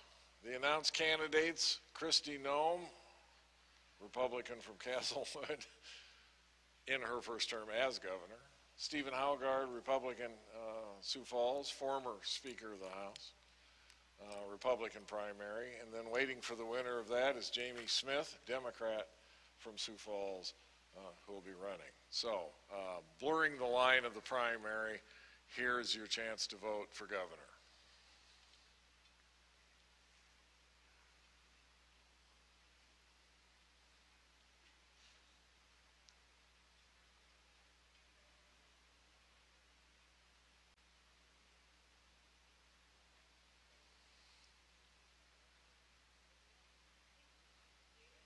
Yes?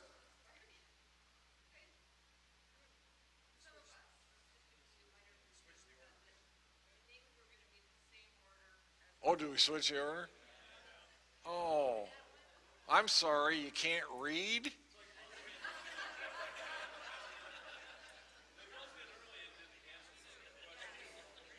All right, hold. This is all I David's understand. fault, just so we're clear. Yeah.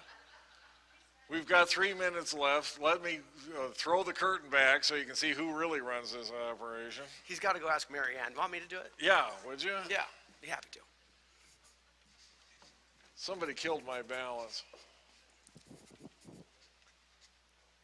God, we don't have to go back and do all of them, do we?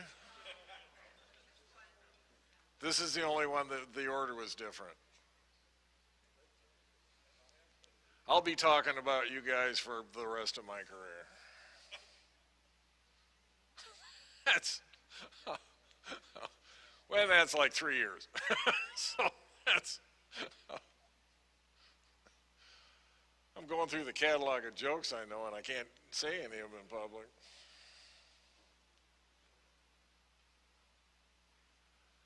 You know, if I was a Noem supporter and this question has upset so many people, I might be a little nervous. Oh, didn't mean to vote for the winner. Well, welcome to Business Day.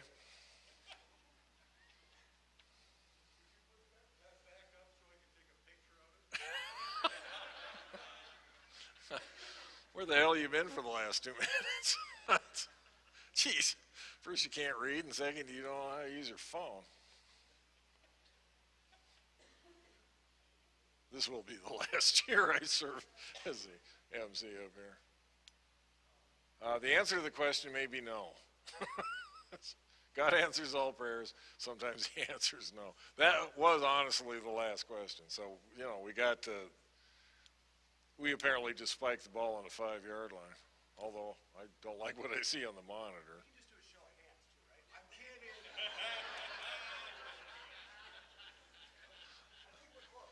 What?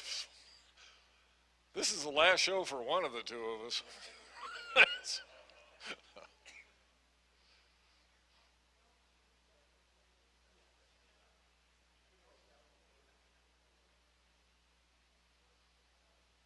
Okay, we're officially 33 seconds into your break, so you're all still sitting, so there's no threat to the cookie supply so far.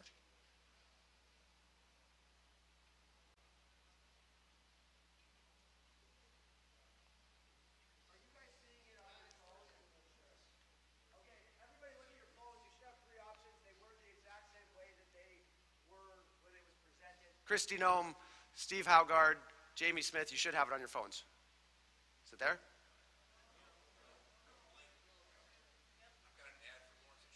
Well, yeah, that's called targeting, Jeff. Are we allowed, or can we try it one more time?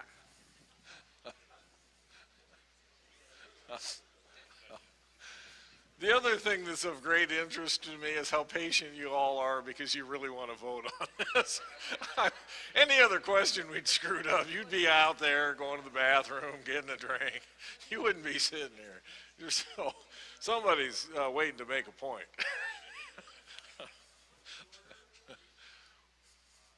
I'm the last guy that would know. I'm the guy that screwed it up first time. So I haven't even seen what it looks like on a phone. Nothing there? Okay. Give us 1 second.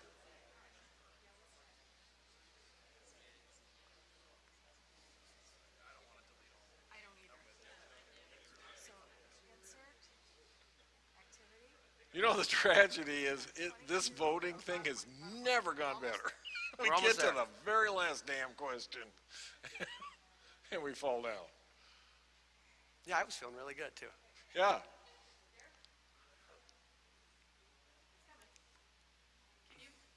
Oh, you need me to advance? Don't touch anything. Okay, I'm good at that. Christy Nome is in top. Is it on your phones? Okay. And then Stephen Haugard, then Jamie Smith. Well, why is it doing percentages now? It's because this question is totally screwed up. Oh, okay.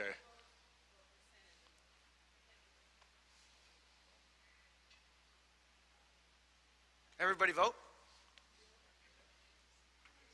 Perfect. Shock of shocks, Christy Nome wins. Oh, I'm doing your, whoop, whoop. I'm gonna look at how we did. I'll tell you tonight how the two came out. All right, you finish up your summary. Christy Nome at 55%, Jamie Smith at 36%, and Steve Haugard at 9%. And that concludes the voting for today. Right, and you're not allowed to bet on that outcome either. Thank you so much. First of all, and I'll say this tonight, DJ Jer did the electronics. It's their fault the last question was screwed up.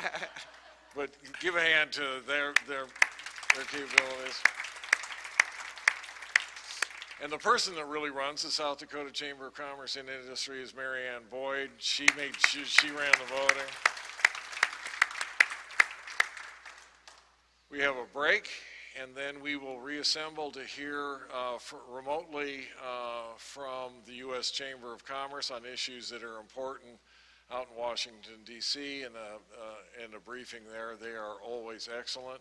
After that, we will give you a break for about an hour. The reception will start at 5, but there will be a program at 6 that will review a few of the questions, probably not the one on governor. And then we have some honorees that you will meet tonight. So thank you, and let's take about a 25-minute break.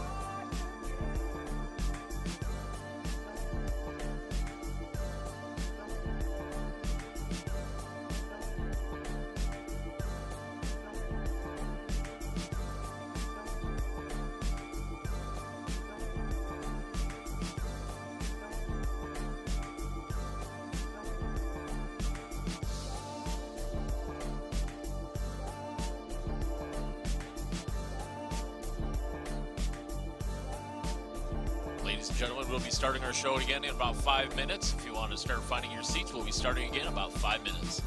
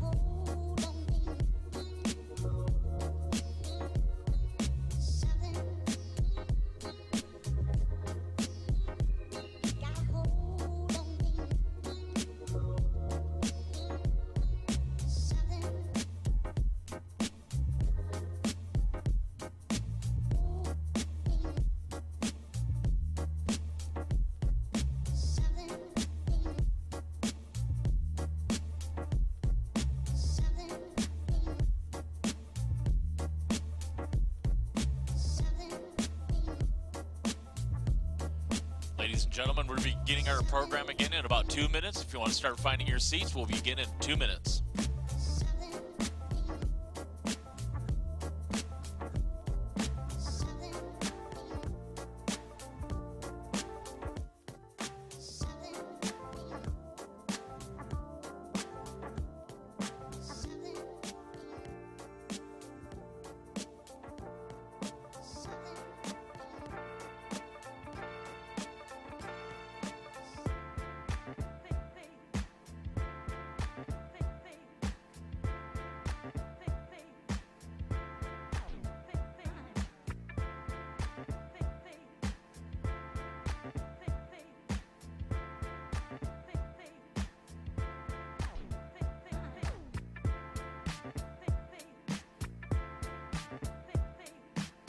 Starting our program in 1 minute. If you could please find your seats. We got 1 minute.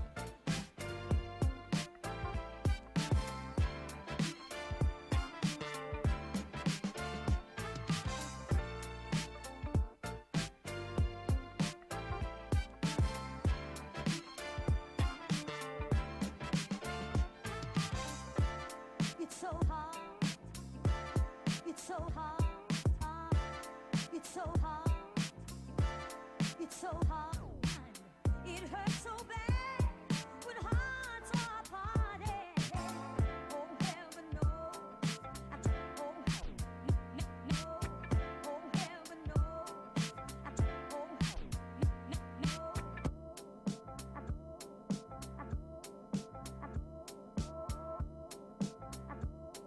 I try to guard it.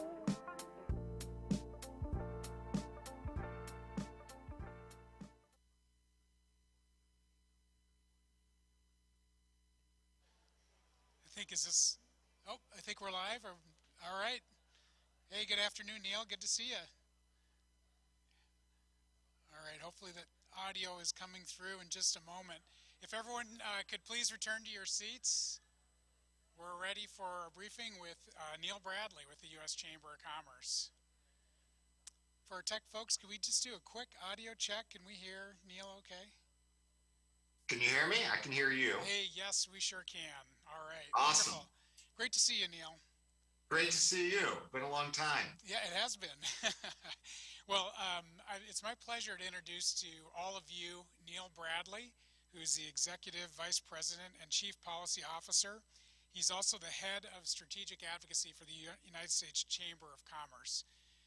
In that role, Neil has been in the thick of so many of the different policy discussions and debates that we've been facing here as a nation for the last several years, and certainly through the last couple of years, which have brought a lot of volatility, not only in our economy, but also in personal lives, and then also on the policy front as well. And we're very fortunate to have the U.S. Chamber and Neil's leadership right in the thick of all of those discussions.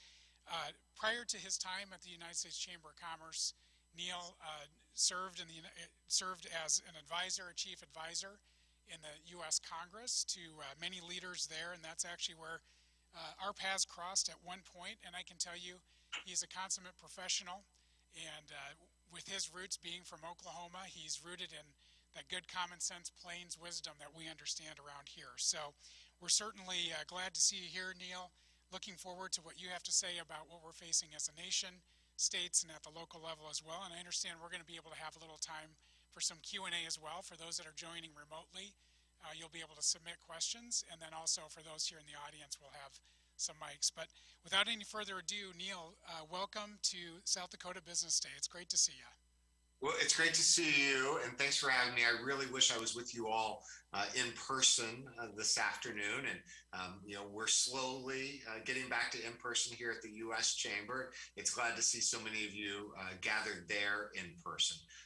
Obviously today, top of all of our minds is what's happening in Ukraine and with Russia, and the very appropriate response that both the United States government and our allies throughout the world are leveling. Jeff mentioned that in particular the past 2 years with COVID and uncertainty, and this is just one more level of uncertainty in what has become a very uncertain world. And so, the thing that I know all of you are navigating, and that frankly our members of the U.S. Chamber are navigating, is this new level of uncertainty, what these things mean for economic growth, what it means for prices, what it means for employment. And quite frankly, the headwinds that we're facing today are in many ways very different economically than the headwinds that we faced in the past. Most of us gathered here have really no recollection of 5, 6, 7% annual inflation like we're seeing today. That is a thing of the late 1970s and the early 1980s. But yet it's something that businesses across the United States, and I know they're in South Dakota, are confronting. So I think it's worth spending maybe a little bit of our time today talking about how we see the economy, how we see what's going on with inflation, what's most likely to come next, and how we might think about some of the public policy responses. And then we'll dive into kind of a few of the other issues that we're confronting.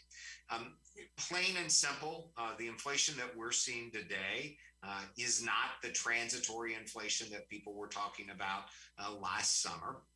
It's also not the inflation that we saw in the 1970s. It's a little bit of a different creature. It started out and remains today fueled by the fact that, if you ever took economics in college, the same thing that inflation always boils down to, too much money chasing too few goods. And the federal government over the past 2 years in particular put a lot of money into the U.S. economy to help soften the blow from the expected COVID closures. And, that was a good thing. It kept a lot of businesses on Main Street afloat, kept a lot of families with a roof over their head. But like any kind of massive government intervention, it's really hard to get right. And particularly towards the end, the fiscal response kind of overshot the mark. And so we ended up with a situation in which, in total, Americans had about $3 trillion in extra savings above where they were pre-pandemic, and that's money that they've been putting to use. At the very same time, in part in response to COVID, but in part in response to that new demand that we were seeing, we had massive supply chain disruptions. So we had a constraint in the goods and services that were available to people and more purchasing power. And that's led to a lot of the initial inflation that we've seen. If there's something that we're particularly concerned about at the U.S. Chamber, it's kind of the next shoes to drop and what could continue this inflation. At some point you work through the excess savings. At some point, more factories are completely up online. At some point, we don't have 120 container ships setting off the ports of Long Beach in California. But there are some things that are likely to be persistent. One of them is a worker shortage crisis. We talk about at the U.S. Chamber that right before the pandemic hit, one of the most frequent concerns that we heard from businesses across the United States, almost regardless of size or industry, was difficulty in filling open jobs. If that was a problem 2.5 years ago, it is a crisis today. And if you look at the data, we're kind of in an unprecedented place. Nationwide, for every 100 open jobs that we have, we only have about 75 people who are in the workforce to fill those open jobs. If we had the same labor force participation rate that we had pre-pandemic, we'd have 4.5 million more people in our labor force today to help fill those open jobs. One of the things that we often get asked is, what happened to those folks? Where did 4.5 million people go? And there's not one single answer. A lot of people retired early. There's about 2.2 million Americans who have retired, who on our pre-COVID trend line, we could expect to still be in the workforce today. We know that daycare and school openings, I think schools are pretty well open there, not the case in other parts of the country, but daycare remains a real problem for working parents across the United States. There's 1.5 million fewer working moms in the workforce today than there was pre-pandemic. It's also the case that legal immigration dried up quite a bit during the pandemic, and frankly, in about the year beforehand. We're about 1 million college-educated immigrants, lawful immigrants coming into the country, down today than what we would have had if we just stayed on our pre-COVID baseline. It's also the case that a lot of people have decided to move on from working for someone else to opening up their own shop. And that's a good reason maybe for some of the labor force shortage. We saw record numbers the last 2 years of new business creation in the United States. We actually did a poll last fall of individuals who were employed pre-pandemic, who lost their job during the pandemic, but had yet to return to working for someone else. And we asked them what they were doing now. And it frankly matched up with the child care issues and the early retirement issues I talked about before. But it was also the case that 9% simply said, hey, I started my own business. I've hung out my own shingle. I don't intend to work for someone else anymore. Of course, now many of those people are trying to hire, and you see kind of the constraints that we have in the system. Frankly, and you all know this better than I, but the numbers in South Dakota are frankly worse from a workforce shortage perspective than the numbers nationally. I mentioned, 100 open jobs, 75 people. You have 2.4 open jobs for every one person who is out there potentially looking for work. The workforce in South Dakota grew by 1,260 people in the last 2 years, but your number of open jobs grew by 9,000 in the past year. And so, there is a mismatch there, and employers are seeing that mismatch show up in wages. And it's one of the things that can contribute to kind of the wage price spiral that you see. We're going to release data, I actually think tomorrow, from our latest small business survey. And small businesses report that they are having to pay more for their employees, and they are passing along the costs to their consumers. which of course, when workers have to pay more for the things that they're buying, they want a bigger pay raise. And so if there are real threats, it's threats around that escalation. The similar threat comes from housing. One of the things I know you all are talking a little bit about there today is the housing shortage, which is hitting South Dakota and frankly, across the nation. Simply put, we didn't keep building enough homes for our population growth. And the homes that we are building, builders are having a really hard time completing. There are stories of homes kind of across the United States that are essentially 90% complete, but it's really difficult to get an electrical box because of the shipping constraints, or a garage door. Maybe you can sell a house without a garage door. Really hard to sell a house without an electrical box, an electrical hookup. And so it is going to take us a while to build back that inventory of houses. And in the meantime, we're going to see housing inflation. We had headline inflation numbers of nearly 8%. Housing, which is about a third of what most families spend their income on, was only about 4% in the past year. As rents roll over, as people buy new houses with higher interest rates, those housing costs are going to go up, and we're going to see more inflationary pressures there. So South Dakota is not alone in the housing shortage, but frankly, you all may be better positioned than a lot of the states, particularly along the coasts and in other places, to deal with it. I was just out in Boise, actually, about 2 weeks ago, and they're suffering through the exact same housing shortage crisis, but in some of their metro areas, they're really having a hard time building.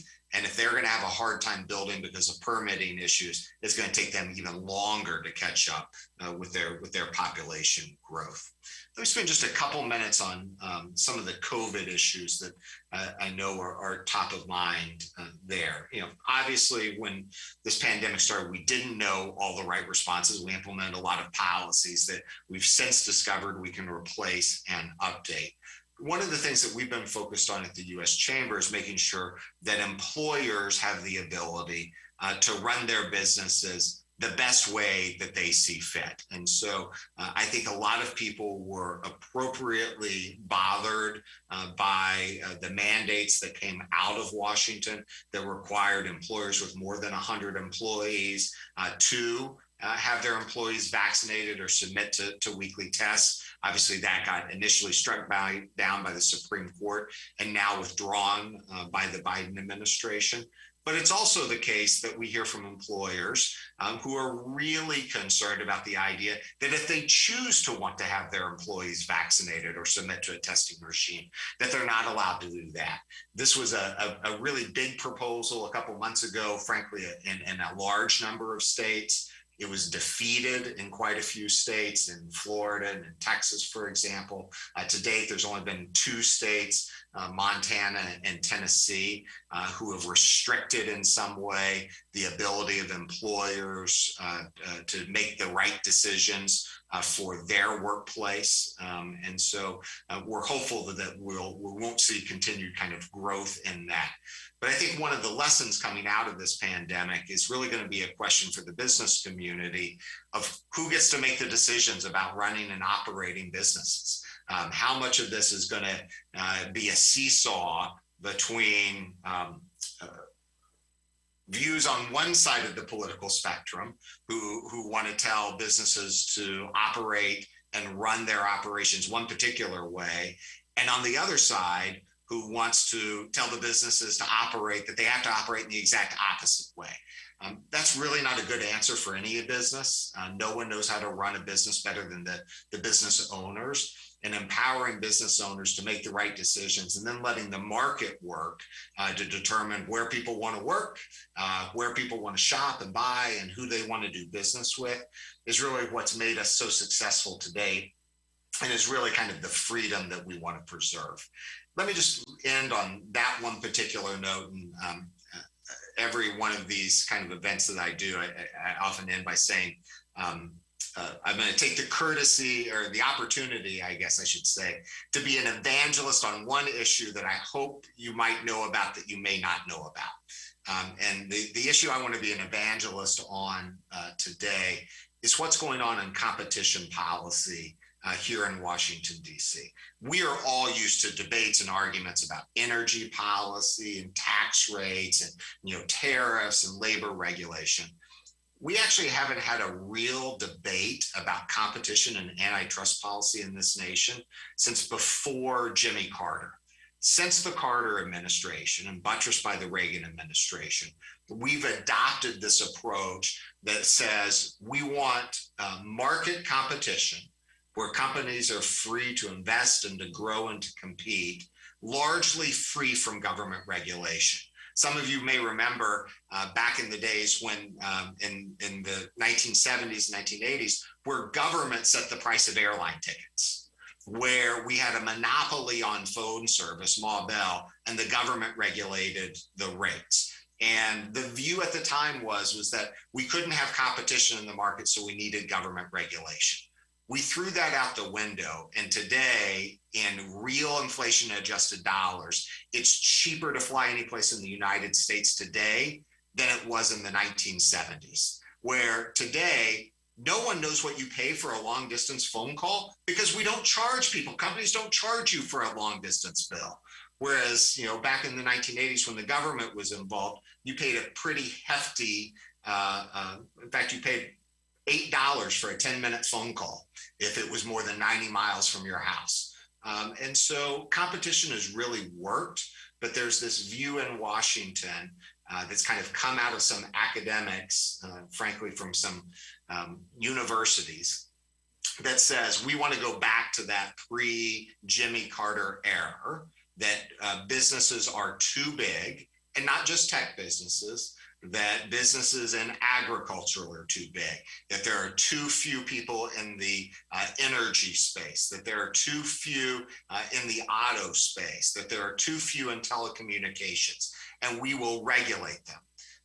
If you don't think that this is going to get to you, I'll share a quick story to end on about a conversation Suzanne Clark, our CEO, and I had over at the White House when the administration announced their 12-agency, 72-point agenda to rewrite competition law. And I said to them, you're going after every industry conceivable. And they're like, no, we're only targeting the big guys. And I said, you're going after beer. I grew up, as Jeff mentioned, in Oklahoma. My dad likes beer. When I was a kid, my job was to go change the TV station, because it was pre-remote, and to get him a refill on his beer. He had two choices of beer, Budweiser or Coors. He happened to like Coors. Have you tried to walk down the aisle in a liquor store or a grocery store that sells beer today? You can hardly do it because of the proliferation of choices, of microbrews, of local breweries. To say that the US was better off in the 1970s and the 1980s before deregulation, and that consumers had more choices back then, defies everyone's lived experience. And the White House staff's response to that was, well, that's what the data shows, and we think we need to look at a new regulatory approach.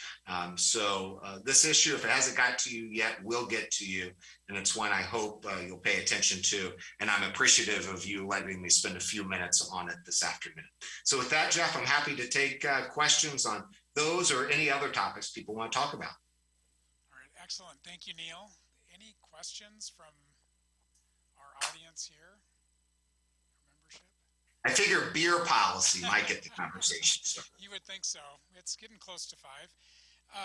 Maybe I'll kick it off with a question. Neil, there's been a lot of talk about, as you mentioned, with inflation and economic policy. Any thoughts around, and maybe this is a two-pronged question, but monetary policy with the Fed and tax policy and what the chamber thinks is the right recipe and what we should be paying attention to there? Yeah, so two quick thoughts. On the monetary side, we're long past overdue to normalize rates.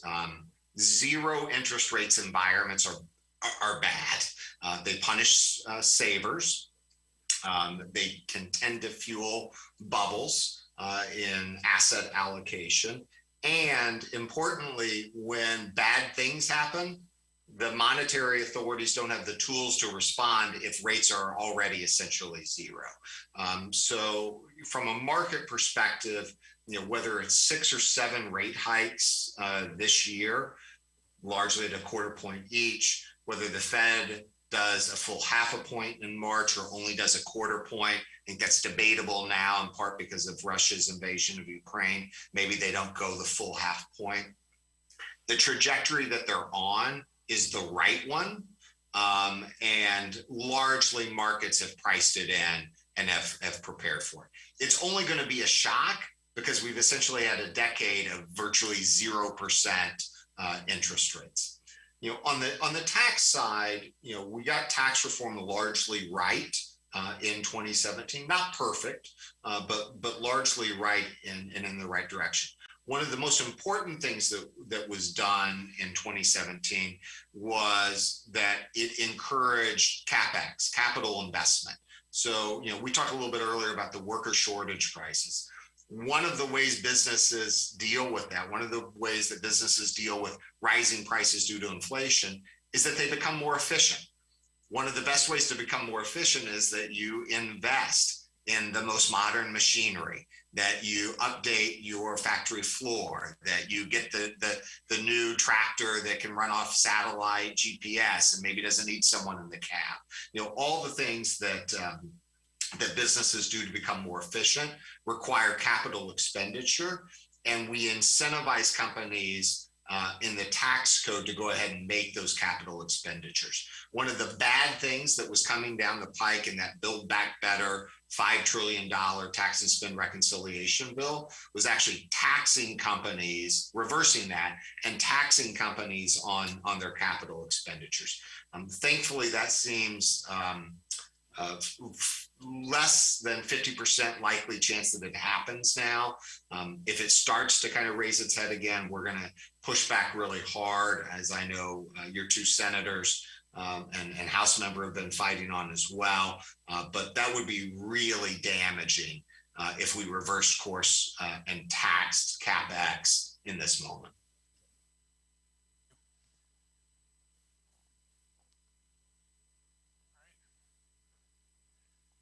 Good afternoon. Thank you for joining us. I've got a question. One thing that I'm against that has unintended consequences, and one thing that I'm in favor of that has unintended consequences. The highway and bridges bill, the infrastructure bill that got passed. Right now we have a really tough market for steel. Having those projects right now on a national basis starting to roll out is going to put continued pressure on there. Even though I'm in favor of infrastructure, that's an unintended consequence based on the timing of things. And what I'm going to get at is I'll let you think of other things that are unintended consequences of things that are going on right now. The other, of course, is the southern border crisis. It's very much an unintended consequence for all of those communities, within 100 miles or 200 miles of the border, and then of course all the states that have to deal with, we have to deal with the fentanyl, we have to deal with trafficking and all of that too, but there's a lot of costs related to those people with health care, school costs, all of the education costs, et cetera, et cetera. So every time we do something, there's unintended consequences. Are there a couple of them that we don't know about yet? Well, you're right. And one of the things that we can try to do is when we see those unintended consequences, address them. So, for example, the steel shortage and steel price spikes is a real problem. By the way, so is the price. We talked about housing earlier. Most housing we still build in the United States out of softwood lumber. If you haven't looked at softwood lumber prices recently, they're pretty historically high. We're imposing tariffs on steel from most U.S. allies. We just finally lifted the steel tariff on Japan about 2 weeks ago, but we replaced it with a quota that is below what we imported from Japan in 2019, which it's a little bit better than the tariff, but it's not the full solution that we were looking for. We just increased tariffs on softwood lumber out of Canada. And so, those things in a moment in which you're trying to build housing, you're trying to build bridges, and you are going to have more demand, is not the time to increase the costs of that through things like tariffs and quotas. I think some of the unintended consequences I think one of the ones I think about the most at this moment that I think policymakers are not focused on addressing is that 4.5 million person gap that I talked about in the workforce. That if we had the same workforce participation that we had pre-COVID, that we would have 4.5 million more people in the workforce today. There's not a single answer to that. A lot of people made decisions on their own, but a lot of that was fueled because government financial assistance out of Washington allowed people to make a choice kind of not to work or not to continue working. And I think that has unintended consequences that we're continuing to pay the cost of, throughout the economy. And so I think that's why even when we do these kind of emergency packages, getting it targeted and getting it right is really important to avoid those unintended effects. By the way, I think, one of the things that I mentioned Ukraine to begin with, one of the things we're working really hard on with the administrations, the sanctions have to go hard after Putin. No question about that. You cannot invade a sovereign country, a democratic country, and not suffer consequences. At the same time, we know that maintaining our allies, for example, in Europe, means that cutting off energy supplies in the middle of winter there isn't a great way to keep our allies together. And so we got to be really careful in kind of this approach at this moment to make sure that it's swift and it's meaningful, but it doesn't actually turn away the allies that we need to be successful. Excellent. Thank you, Neil. I got a thumbs up from Bill Shorma, who asked that question. Bill is a former chair of the board of directors for the South Dakota Chamber as well, and runs a business. So thank you for that. We probably have time for one or two more questions. We want to be mindful of your time. Anybody else have a question in the audience?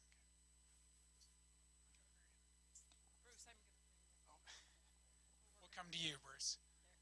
And Bruce, if you wouldn't mind, introduce yourself really quickly. Okay, I'm Bruce Yakeley from Mitchell, South Dakota, CEO of Trail King Industries. Do you think there's any hope that the Biden administration will reverse its policies on energy production?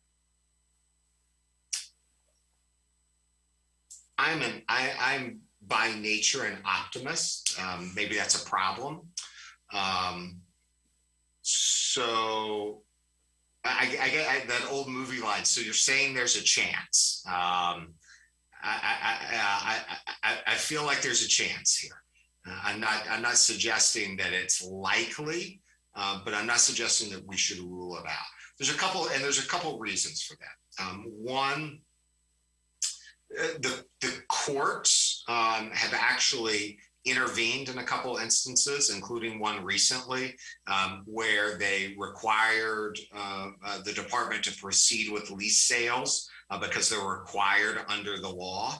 And so I think in some ways, some of the policies that the administration's been pursuing is going to be overturned by the courts in its most draconian form. I think second,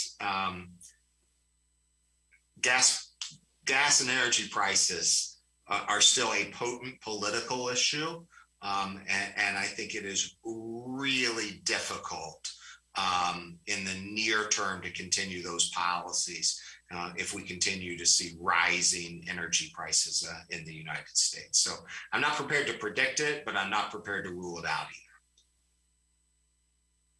All right. Well, I have 3:59 our time, 5:59 your time. We want to be respectful of your time, Neil. And we probably need to wrap it up on this point. And if there's any last words of parting words you'd have for us, Neil, we sure would be happy to take them and again say thank you. Well, I just want to say thank you. Thanks for letting me spend a little bit of time with you today. I'm sorry that we're not in person. If you happen to find yourself in the nation's capital, please pay us a visit at the U.S. Chamber. We'd love to host you. If you have advice for us, if there's an issue that we should have talked about today that we didn't, feel free to shoot me or shoot my colleagues an email. I'm nbradley@uschamber.com. We'll be happy to help out in any way we can. Thanks so much. Yes, thank you, Neil. Best wishes. Thank you. Great to see you, Jeff. Great to see you. All right, well, that concludes our afternoon program. Marianne, do you want me to just do a quick reminder? I realized I didn't introduce myself. I'm Jeff Karam with Black Hills Energy and Chair of Business Day, so I missed that on the front end. The reception starts at 5, as David said, so we have a little bit of time, and we'll look forward to seeing you back here for some socializing and then also a chance to recognize some great champions of business in South Dakota. Anything I missed? All right, thank you all.